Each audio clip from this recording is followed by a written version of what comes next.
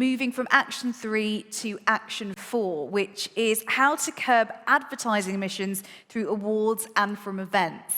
And we're really happy to invite judges from the first campaign Ad Net Zero Awards onto the stage to share some of the insights that they have got from reviewing the entries. We won't know the winners today, but I'm sure we can learn a lot. So please, could you give a round of applause to Seb, Julia, Matt, and Gideon. Where are you going, Gideon? I'm going to sit over there. Okay.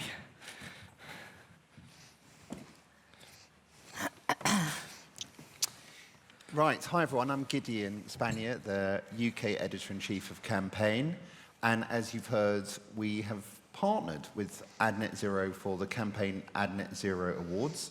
Even though you can see who's on stage, I'm going to ask each person to introduce themselves briefly.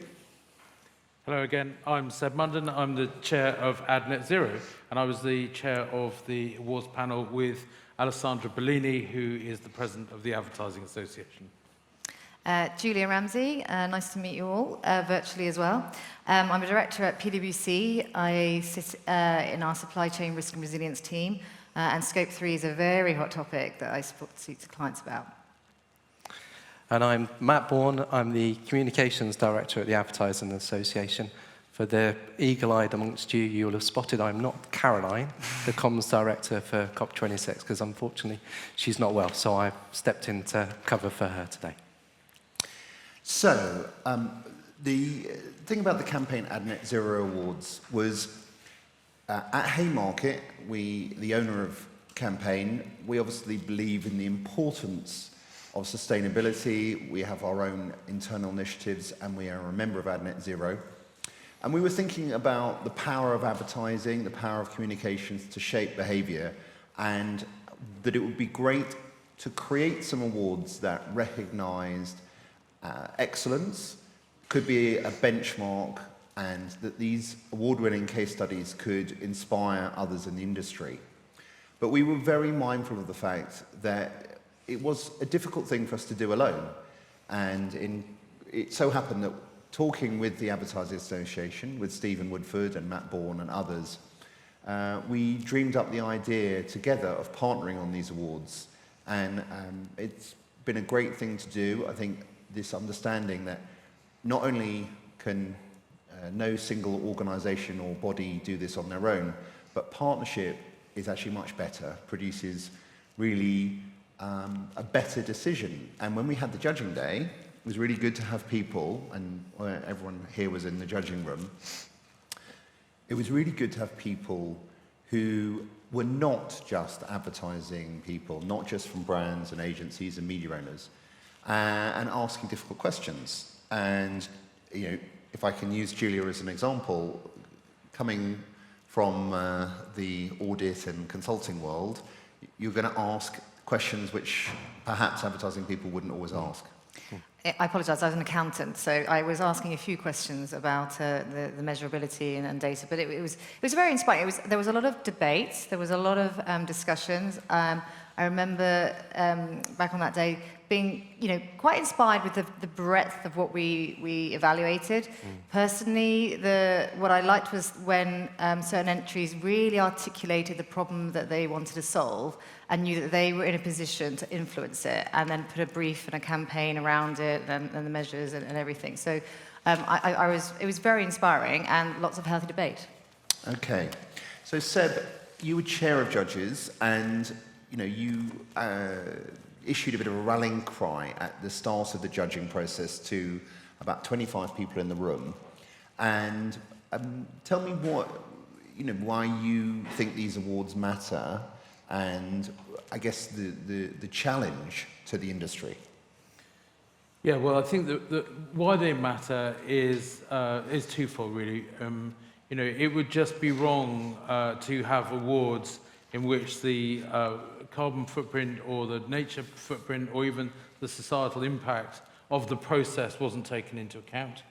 But probably more inspiring, I think brands have domains, don't they? They have worlds that they are an actor in, and it's really important that brands are good actors and are seen to be driving good behaviour change.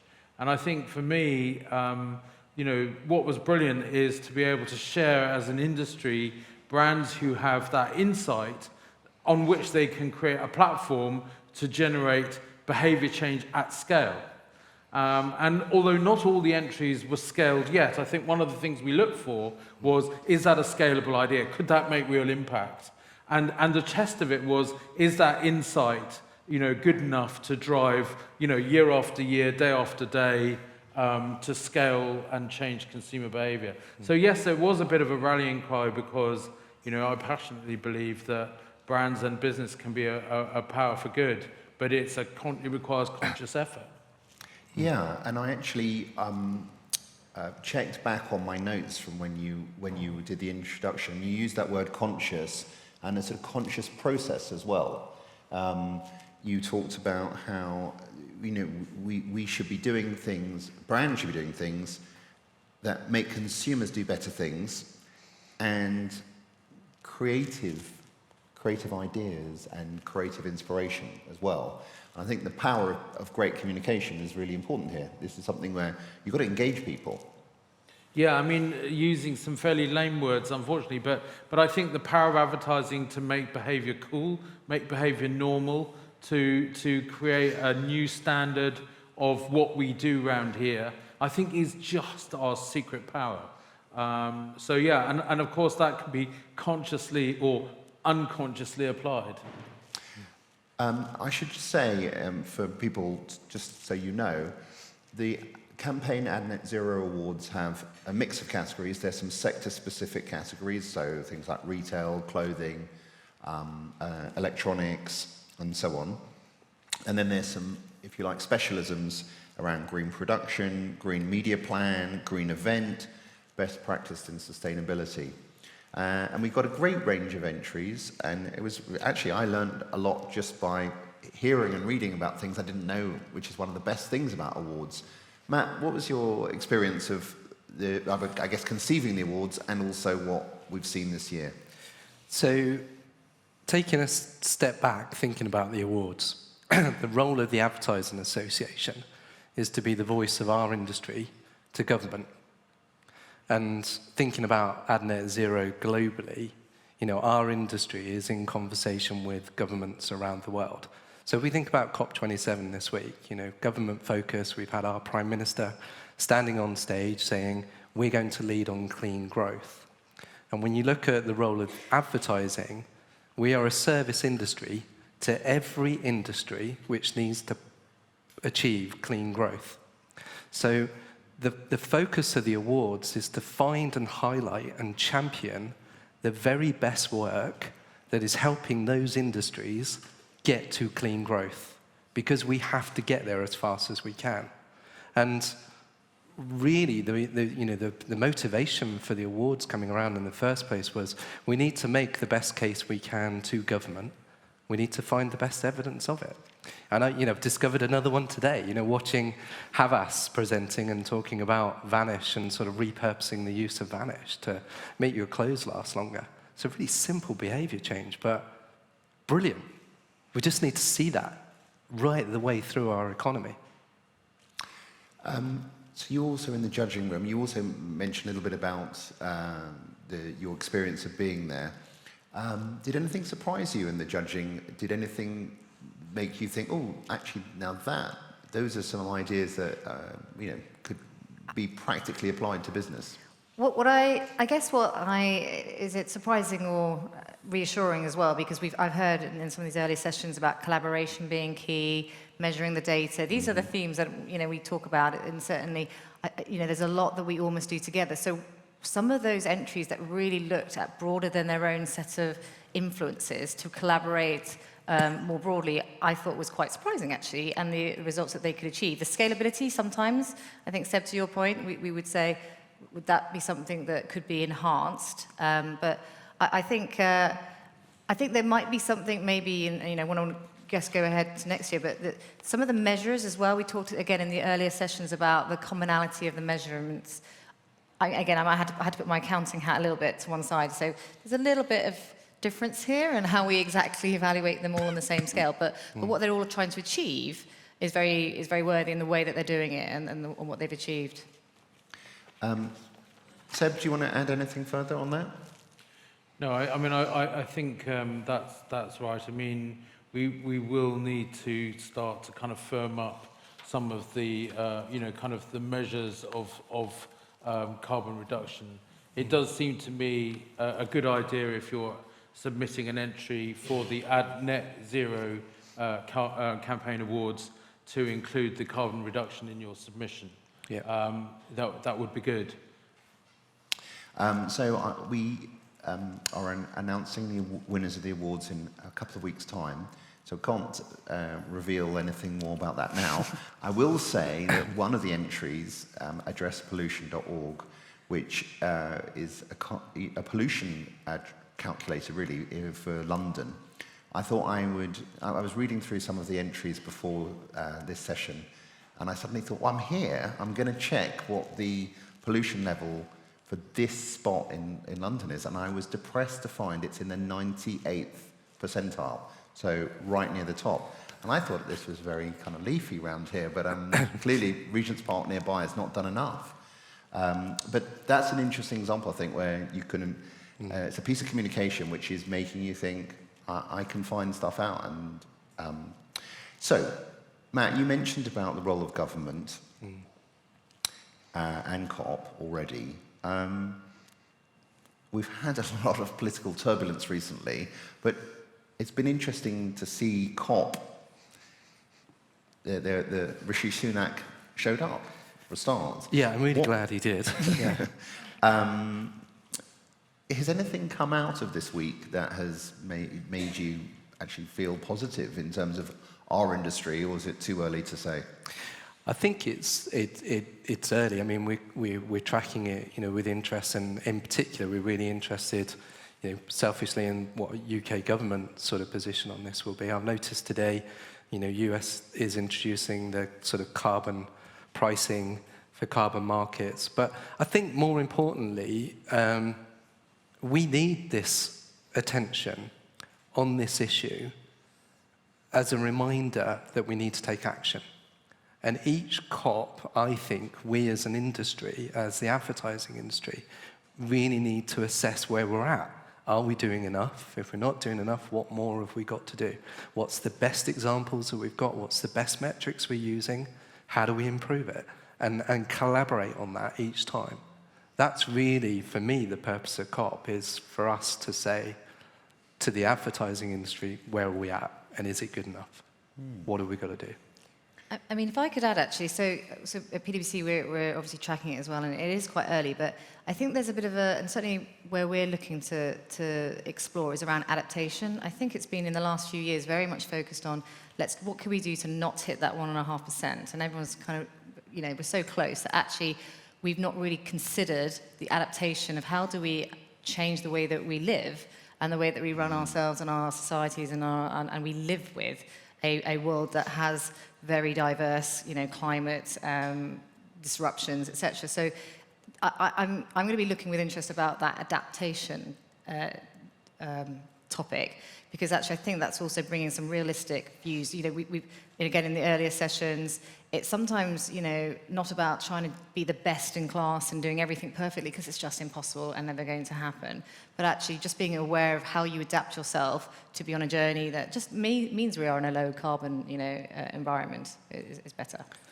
When I was rereading some of the award entries, I was struck by some of them were written before the sort of huge spike in energy prices in the last few months, specifically in the UK. We talked briefly before coming on stage. Do you see interesting behaviour being driven by actually a tough economic environment? I absolutely do. And I think, with the energy prices creating a real focus on renewable energy, suddenly it's kind of almost taken the commercial business case for us all to realise that maybe we should have adopted renewable energy a little bit faster. Obviously, there's a long lead time investments and what have you, but I've been talking to some clients who have invested in their own wind turbines 10 years ago. It's a University of Lancaster, actually, to call out. And actually, they are loving the idea that they now can take advantage, because obviously they're all falling out, everyone's falling out of energy prices. You can't get a contract and nail down a low cost of energy, in a long term. So suddenly people are realizing that investment that I may have made from a net zero renewables perspective is having such a commercial benefit.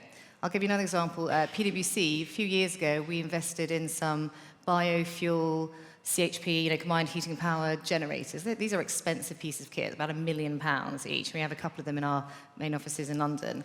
And it was to do part of our, draw down our, greenhouse gas emissions. Those units have paid for themselves in just this year, because our energy pricing has gone up fivefold just in the short term over winter. So what is good to think about is how can you put this into real business language for some people in the organisation to understand, to get behind this drive to net zero. That's, I think, quite key at the moment. I've got one more question for you. Thinking about, you obviously advise a lot of global businesses. What's the biggest challenge your clients face? And I think, given the audience, how can advertising and marketing professionals maybe help on an aspect of that? I think there's not one challenge. I think there's a few. I think the previous session talked about education and understanding. That for me is definitely something that I see such a diversity of a diverse range of understanding of climate change, which directly impacts organisations' sustainability strategies. It's very clear. And that's even at an exec level, specifically at an exec level, actually. And so those guys and girls might have been the ones that put some very ambitious targets together, and suddenly realizing that especially now that we've moved through some maturity and everyone's now thinking about scope 3, because scope 1 and scope 2 are pretty much, well understood, is, goodness me, the operational change we will need to deliver to hit those scope 3 is a little bit daunting. And now I'm in an economic environment where there's a lot of competing investments internally. How do we put that case together to promote the more sustainable journey? So I guess from the marketing and advertising perspective, it's about, well, is there something about the education and, looking at, well, firstly, I think you said, Seb, this room is absolutely able to drive behavioural change. That's what you do. You guys are the ones that can influence how people move to move through the low carbon, economy, and to do it perhaps in an educational way, to share with people things that they can understand. And that's not only in the products you do, but how can you? If I think about budgets right now, is it the advertising budget that might go down, marketing budgets go down, the sustainability budget? All these budgets are probably under pressure right now. Well, actually coalescing internally with marketing and sustainability to come up with, to the finance guys who, may not be quite on the sustainable journey as they should be, that would be something for me that would be quite powerful, actually, to coalesce. You know all about that. You've run a big multinational business. So tell us a bit about the way you see it from a client perspective. And I think specifically, it's really interesting the power of sort of putting sustainability at the centre. And we're seeing Cannes Lions recently announcing that they want sustainability criteria added to the entries. So, if you like, fusing marketing and sustainability. So you were at Unilever before, of course.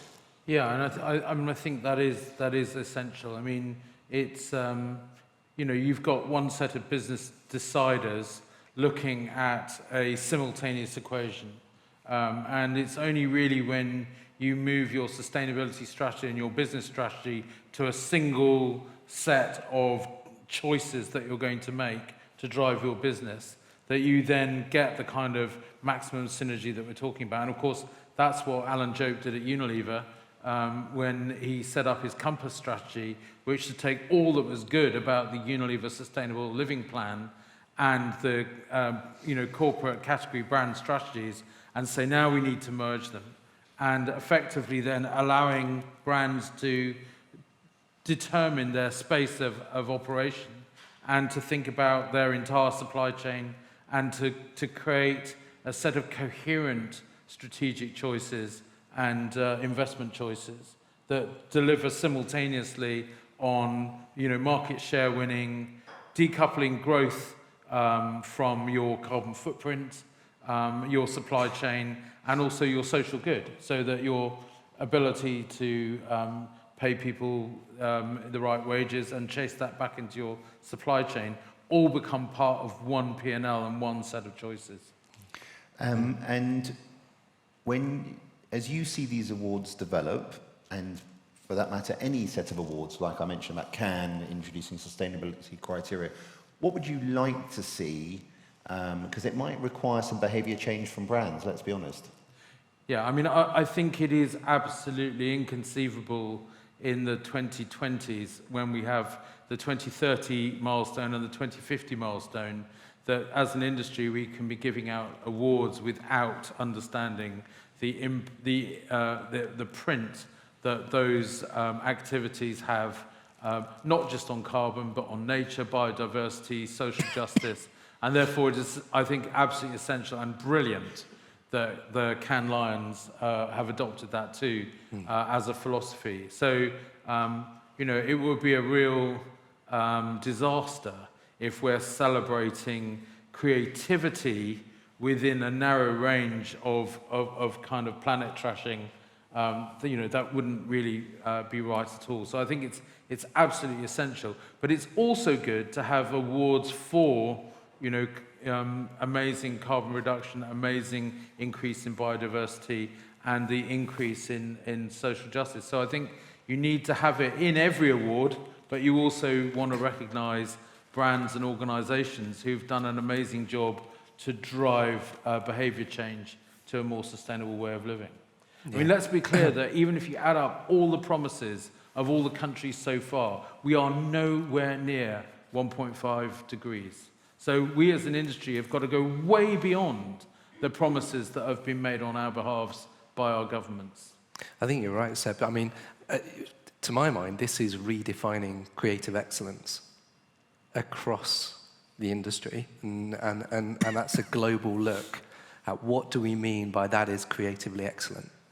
And you absolutely have to be confident in terms of the results and the impact of that work in terms of what it's doing for the planet.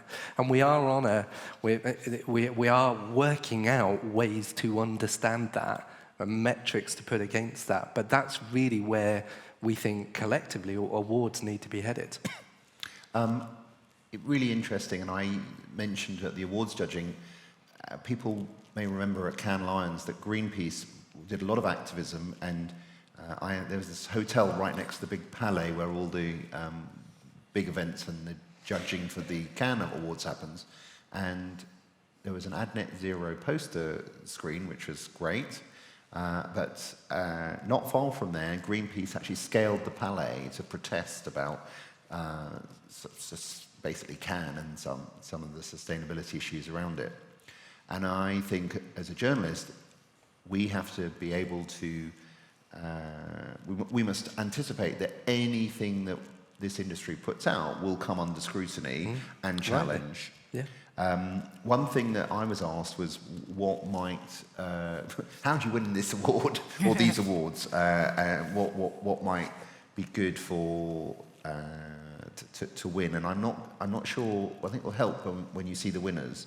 But I looked through some of the judges' comments, and these are some of the judges' comments. A data-driven approach was very powerful, clear explanation of the methodology, clear quant insights, clear behavioural change. It covered all earned and paid media, a campaign which was a real win for the business, its customers, and for the planet, use of science-based targets, and incredibly thorough with impressive transparency. So I think openness about what you do and being humble about what you do, not saying you have all the answers. And Matt and I were involved in a discussion earlier this week, and I feel like there should be a culture of share and learn, that this isn't something where anyone has a monopoly on this. And no, and I think I pick up on Julia's point early on, which is about problem solving, right? Essentially, this is like, if you think about the impact of climate change, it's affecting every aspect of our lives. So we need to solve problems in each of those areas of our lives. And really the exciting thing about the campaign Ad Net Zero Awards is we're seeing the emergence of problems solved with great, not just ad campaigns, but actually business transformation campaigns, which you look at and you think, well, if that was scaled, that would be amazing. And that's really what I think we've got to try and surface right across all of the sectors that we service. So I've been ordered to finish on time. There was one question which came in on Slido, which links to what you've been talking about, and so following on from something Julia said. Is there any category for environmental altruism within Adland, i.e. providing services, tools and knowledge to potential competitors? Not sure there is, but it sounds like quite a good an award. Well, I mean, I think that we're seeing evidence of that already. I mean, you know, in terms of the collaboration that's going on within Ad Net Zero for essentially things which are being developed at a group level, which are then being given to the industry. Probably best example is the Group M decarbonisation plan, you know, which essentially is being gifted as something for us to lift up and build on. But also in these awards, you know, I mean, you know, spoiler alert, the main purpose of having awards is actually to have case studies. And so actually sharing these case studies to inspire other people to do better, to inspire the people who did brilliantly this year to do even more and have greater impact next year, I think is really part of that sort of altruistic kind of motivation. But I would say that, you know, there is space here for good competition. You know, it's really important to collaborate pre-competitively on things that don't, you know, kind of suit a sort of competitive landscape. But it's also really important that the best brands and the best creators, the best agencies do their best to drive more sustainable behaviours and the appropriate products and services that go with them.